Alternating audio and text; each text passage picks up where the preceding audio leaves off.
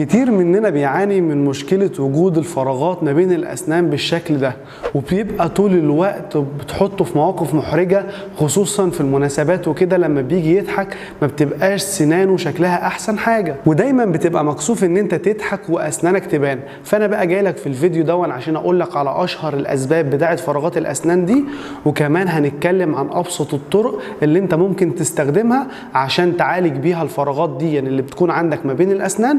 يلا بينا.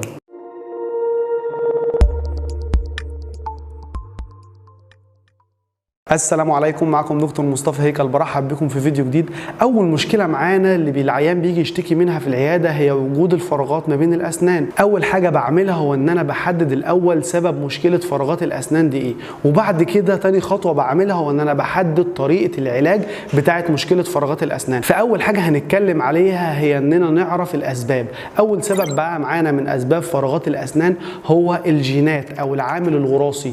دايما عند معظم الناس بيبقى عندهم فراغات في الاسنان نتيجه ان حد من قرايبهم او حد من العيله بتاعتهم بيكون عنده فراغات ما بين الاسنان بالشكل ده، خصوصا الاسنان الاماميه. فاول حاجه بنسالها للعيان ده اللي هو عنده فراغات في الاسنان الاماميه، بنساله بنقول له حد من قرايبك عنده نفس المشكله بتاعتك؟ ففي اغلب الحالات بيقولوا ايوه اخويا او بابا او جده بيبقى عنده نفس المشكله دي. عشان كده انت تبقى عندك المشكله بتاعت فراغات الاسنان دي، وليها طرق كتيره في العلاج انا هقول لك عليها بعد شويه. تاني سبب بقى معانا من اسباب وجود الفراغات برضو ما بين اسنانك هو ان حجم الاسنان بتاعتك نفسها بيكون صغير مقارنه بحجم الفك اللي هو بيكون كبير. يعني الفك اللي بتبقى مرصوصه عليه الاسنان كبير والاسنان صغيره، فبالتالي هيبقى في فراغات ما بين الاسنان. وفي ناس برضو بيبقى حجم الاسنان عنده طبيعي جدا ومناسبه، بس المشكله عنده في الفك نفسه، العظم بتاع الفك كبير، فعشان كده برضو بيبقى في فراغات ما بين الاسنان. وفي برضو نوع اخر من وجود الفراغات ما بين الاسنان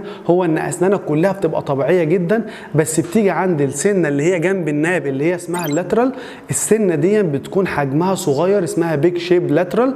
السنه دي بتبقى شكلها صغير بالمنظر ده، وباقي السنان بيكون شكلها طبيعي جدا، فعشان كده بتلاقي في فراغ دايما ما بين الناب والسنه اللي جنبيه. تالت سبب بقى معانا برضو من الاسباب بتاعت فراغات الاسنان دي هي بتظهر عند الاطفال اللي هم سنهم بيبقى صغير نتيجه ان هم بيعملوا الحركه ان هم بيمصوا صابعهم. فدي مشكله كبيره جدا، لانها المص دون بيخليك تضغط على الاسنان من جوه لبره، فانت لما هتضغط عليها وانت بتمص صابعك اسنانك دي هتتحرك لقدام، وبالتالي هيبقى في فراغات ما بين الاسنان دي هتلاحظيها عند الطفل بتاعك. ومش بس كده، كمان لما اسنان طفلك تتحرك لقدام اسنانه هتبعد عن بعضها، فهيبقى في حاجه اسمها العضه المفتوحه او الاوبن بايت. العضه دي بقى مشكلتها ان عند طفلك بيبقى اسنانه اللي ورا او ضروسه اللي ورا بتبقى قافله على بعضها، والاسنان اللي قدام ما بتقفلش على بعضها وبتبقى مفتوحه لدرجه ان انت ممكن تدخلي صباعك ما بين اسنانه وهو قافل بقه عادي. وعلاج المشكله دي هو ان احنا نعمل له تقويم للاسنان عشان نعدل شكل السنان دي، وكمان نعدل الفك. فعشان كده مهم جدا ان انت تخلي بالك من الاطفال بتوعك، لو لقيتيه بيعمل العاده السيئه دي هو انه بيحط صباعه في بقه،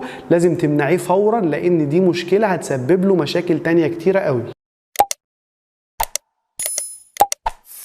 رابع سبب بقى معانا من اسباب برضو وجود الفراغات ما بين الاسنان هو الناس اللي بيبقى لسانهم معلش كبير قوي.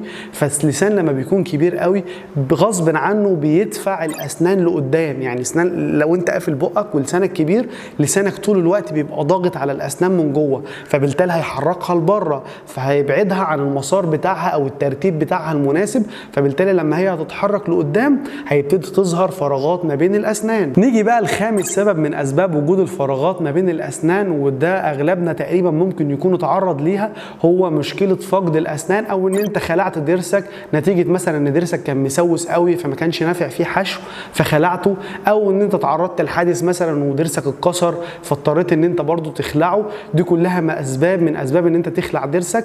فانت لو خلعت ضرسك فاصبح المكان دون مش موجود فيه ضرس طبعا، فهتبتدي الاسنان اللي حوالين المكان المفقود ده تتحرك في اتجاه اللي فاضي اللي هو باتجاه الضرس المخلوع ويبتدي يعمل لك فراغات ما بين اسنانك. عشان كده مهم جدا لما تخلع ضرسك لازم تعوض المكان ده بتركيبه عشان اسنانك الباقيه ما تقعش. اخر سبب بقى معانا من اسباب برضو وجود الفراغات ما بين الاسنان هو الناس اللي عندهم تراكم جير بصوره كبيره قوي، يعني اسنانهم كلها مليانه جير بقالها سنين، فعشان كده يتفاجئ بعد ما يعمل جلسه تنظيف الجير ان اسنانه بقت فيها فراغات، وبيبقى مستغرب ايه سبب الفراغات دي. طب انا جيت نظفت اسناني، الفراغات دي جت منين؟ هقول لك. اول حاجه لما بتعمل انت ما بتنظفش الجير بتاعك ده لفتره طويله، فالجير دون بيفضل يتراكم اكتر ويزق اللثه لتحت، فهيسبب لك تراجع في اللثه. ومش بس كده، كمان هيفضل يضغط على العظم اللي حوالين الضرس، والعظم ده يبتدي يتراجع نتيجه ان الجير بيتكون طبقه فوق طبقه. ومش بس كده، كمان الجير دون هيدخل ما بين الاسنان، ولما يدخل ما بين الاسنان ويفضل يتراكم طبقه فوق طبقه، ده هيسبب انه الاسنان تبتدي تبعد عن بعضها ويسبب لك فراغ في اسنانك، فتتفاجئ لما تيجي تعمل تنظيف للجير ان اسنانك بقت فيها فراغات. طيب كده يعتبر اتكلمنا عن اشهر الاسباب بتاعه وجود الفراغات ما بين الاسنان. نيجي بقى للمرحله الثانيه وهي العلاج. في الحقيقه علاج فراغات الاسنان دي في منه انواع كتيره قوي من العلاج. اول نوع معانا من العلاج كنا اتكلمنا عنه قبل كده في فيديوهات كتيره، هو العلاج بالتقويم، عن طريق ان انا بركب جهاز تقويم الاسنان، سواء بقى تقويم شفاف او معدني او اي نوع من انواع تقويم الاسنان. انا اتكلمت عنه بالتفصيل في فيديو فات قبل كده، هسيبه لك في الوصف تحت، لعلاج فراغات الاسنان باستخدام جهاز التقويم. ما تنساش تشوفه ضروري لانه ده فيه العلاج بتاع فراغات الاسنان بالتقويم. نيجي بقى لتاني نوع برضو من انواع علاج فراغات الاسنان، هو عن طريق ان انا بعوض الفراغ دون بتركيبه ثابته، عن طريق ان انا ببرد الضرس او الاسنان اللي فيها فراغات دي وابتدي اعمل عليها تركيبه ثابته بيبان شكلها طبيعي جدا وبتقفل الفراغ. او في نوع تاني برضو من علاج فراغات الاسنان في حالات معينه برضو بنستخدمه، هو اننا عن طريق ان احنا بنقفل الفراغات دي بحشوه ليزر اللي هو الكومبوزيت. احنا بنقفل المكان دون او الفراغات دي بالحشوه دي بالشكل ده، وبتبقى شكلها طبيعي جدا. وبكده بقى نكون عرفنا اشهر الاسباب بتاعه فراغات الاسنان، وكمان قلنا سريعا كده طرق العلاج بتاعه فراغات الاسنان، وقلنا العلاج بالتقويم، وقلنا هنروح نشوفه في فيديو هسيبه لك تحت في الوصف. بس ما تنساش اهم حاجه، لو حسيت بمشكله وجود الفراغات دي في اسنانك لازم تروح للدكتور فورا، عشان كل ما كنت تروح بدري وتعالج المشكله بدري كل ما بيكون الحل بتاعها اسهل واسرع واقل تكلفه كمان. وبكده بقى نكون خلصنا موضوع حلقه النهارده وعرفنا الاسباب والعلاج بتاع فراغات الاسنان. اتمنى يكون الموضوع عجبكم وتستفادوا منه. ما تنسوش بقى تشيروا الفيديو لاكبر عدد من الناس عشان كل الناس تستفيد. اتمنى لكم صحه كويسه. سلام.